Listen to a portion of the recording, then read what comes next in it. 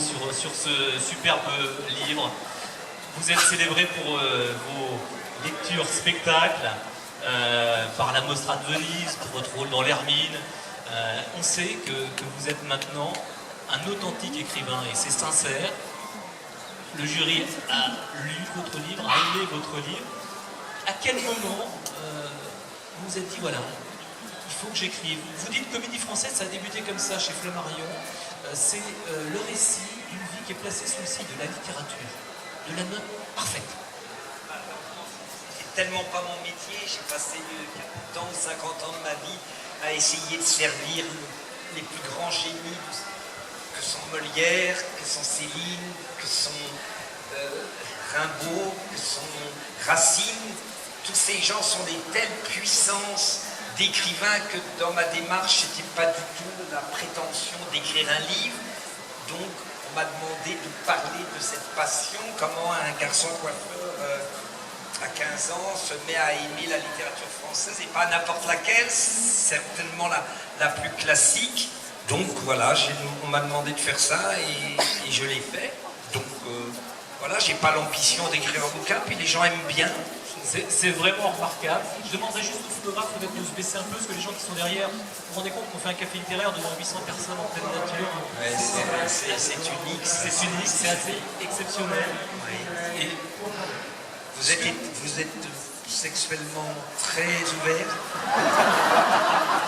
Pas plus que la moyenne. Non, mais vous êtes plutôt classique, famille, plutôt marginal. Plutôt classique. Très bien, parce que vous faites raffiner. Ça fait plaisir. J'ai envie de vous dire finalement que ce qu'on a pensé de votre livre pourrait se résumer dans une phrase que vous a dit Yasmina Reza. En écoutant ton spectacle, en lisant, je me suis dit, voilà pourquoi je suis française, c'est pour ça. La langue, les écrivains. Ben il n'y a pas plus beau compliment que ça. Vous imaginez qu'est-ce qui fait que nous sommes fédérés dans une époque assez tragique, dans une époque apparemment libérale et permissive, mais qui est en réalité une époque pas grandiose, une époque, qu'est-ce qui fait qu'on réglera le problème de qu'est-ce que, eh ben, être français, c'est un truc politique, ça, c'est pas mon domaine, mais il y a peut-être le point de départ. Le point de départ au-delà du sol, au-delà du sang, c'est d'aimer une langue qui est notre racine, qui fait que moi, petit Italien, j'ai préféré être français. Parce que Molière, parce que La Fontaine, parce que la puissance de la pensée qui s'exprime à travers une langue. Il n'y a qu'une langue qui peut fédérer un pays. Mais pour ça, il faudrait que le pays aime sa langue, la connaisse. Et non pas le brouhaha effrayant de la modernité médiatique où les présentateurs du 20h emploient des termes absurdes qui n'ont pas de puissance dans la formulation. Quand Hollande m'a téléphoné, c'est que j'ai été sincère avec lui. Je lui ai dit, c'est bizarre, tu n'es pas doué pour l'oralité. Je lui ai dit la vérité. J'ai dit, tu ne peux pas passer ton temps à dire la République et attendre 5 secondes. Ça veut rien dire. La République! Non, il faut qu'il me donne une phrase entière avec la République sera exemplaire dans tous les endroits où la liberté est menacée. Je te demande pas de dire de La Fontaine. Je lui ai dit à Hollande, je lui ai dit, je te demande pas de dire quand j'aurai en naissant reçu de Calliope les dons qu'à ses amants cette muse a promis, je les consacrerai aux mensonges d'Ésope. Il savait à peine qui c'était Ésope. Le mensonge et les vers de tout temps sont amis. Et en plus c'est un ami, je l'aime bien, il est chatoyant, il est chaleureux, c'est un queutard, mais je l'aime. Je l'aime beaucoup, j'ai pas sa sensibilité politique. Lui, il pense qu'il faut partager. Moi, je dis, je garde pour moi d'abord. Bon, on est de gauche quand même. Tu vois ce que je veux dire? On est de gauche. Ensemble, de gauche. Ce que je lui ai dit à Hollande, je lui ai dit, tu ne peux pas continuer à être le président des Français si tu n'as pas un enracinement dans ce qui est la spécificité absolue de la France, c'est-à-dire la littérature. Quand De Gaulle a fait ses mémoires, il a cité une phrase de Nietzsche au tout début de ses mémoires. Rien ne vaut la vie, rien n'est nain, et cependant tout arrive, mais c'est indifférent. Frédéric Nietzsche, il commence comme ça. Je lui ai dit, si toi on te demandait une ontologie de la poésie, tu serais emmerdé. Eh ben il n'est pas trop tard. pas trop tard. Alors il a lu le bouquin, il est dedans, il a un petit chapitre.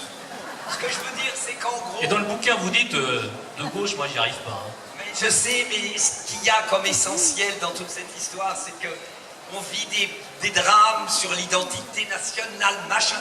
Je vous dis que la France et que les Français comprennent leur langue, comprennent qu'un certain Molière a écrit en parlant de nous il y a en 1600 et quelques.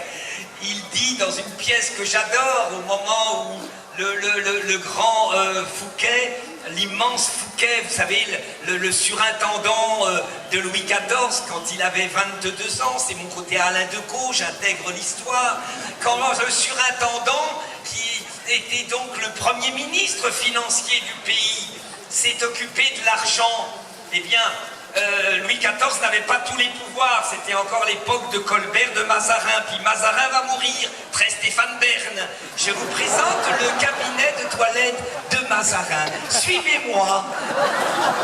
Alors vous voyez, c'est le cabinet où Mazarin sortait sa teub, voilà. Alors, ce que je veux vous dire, c'est que quand dans cette fameuse soirée de Vaux, le vicomte, là où la caricature raconte que Louis XIV était foudrage, c'est pas ça qui a créé l'emprisonnement du surintendant Colbert. Ce qui a créé la prison, c'est que le surintendant, il mélangeait fonds privés, fonds personnels, il faisait marcher la marmite financière avec des trucs pas très cohérents. Donc Louis XIV a voulu casser cette époque-là et il a pris, et c'est lui qui a pris pour Mazarin, parce que Mazarin, sa race, Mazarin, il a pris beaucoup de pognon et tout ça. Ça, c'est parce que Manuel Valls, il m'a dit que j'étais trop élitiste, qu'il fallait que je parle comme ça. Alors Mazarin, je m'en connais, il a pris de la monnaie, ça va.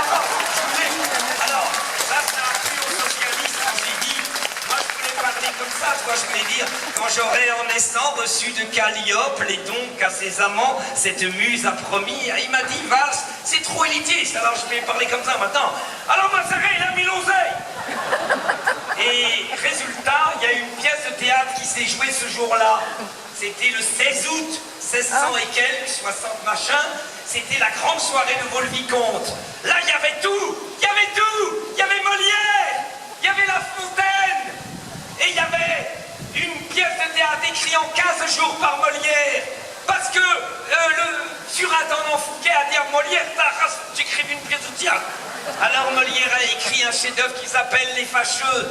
Les Fâcheux, c'est le terme du XVIIe siècle qui signifie en réalité les casse-couilles, les raseurs, les casse-couilles, ceux qui nous emmerdent, ceux qui tout le temps nous emmerdent quand on veut faire quelque chose. Et à cette époque-là, on appelait ça les fâcheux, les raseurs, ceux qui, quand tu vas dans un magasin et tu as rendez-vous, il vient te raconter sa vie qui n'a aucun intérêt.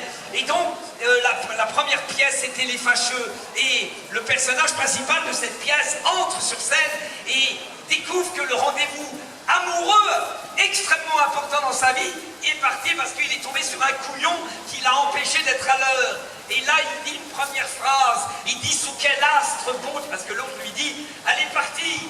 Et l'autre répond, sous quel astre bon Dieu faut-il que je sois né pour être de fâcheux, toujours assassiné.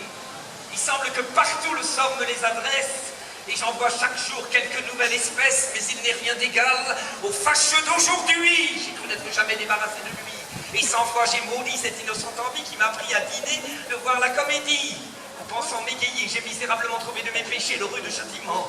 Il faut que je te fasse écouter la beauté de cette langue. Il faut que je te fasse un récit de l'affaire, car je m'en sens encore tout ému de colère. J'étais sur le théâtre, en humeur d'écouter la pièce, qu'à plusieurs j'avais ouï vanter. Les acteurs commençaient, chacun prêtait silence, lorsque d'un air bruyant et plein d'extravagance, un homme à grand canon est entré brusquement en criant « Oh là, un siège promptement !» Et de son grand fracas, surprenant l'assemblée dans le plus bel endroit, à la pièce troublée. Et mon Dieu, écoutez la phrase de Molière sur la France. Et mon Dieu, nos Français, si souvent redressés, ne prendront-ils jamais un air de gens sensés, ai-je dit? Et faut-il, sur nos défauts extrêmes, qu'en théâtre public nous nous jouions nous-mêmes et confirmions ainsi par nos éclats de fous ce que chez nos voisins on dit partout de nous? Voilà ce qui fait qu'on est Français. Je vous embrasse.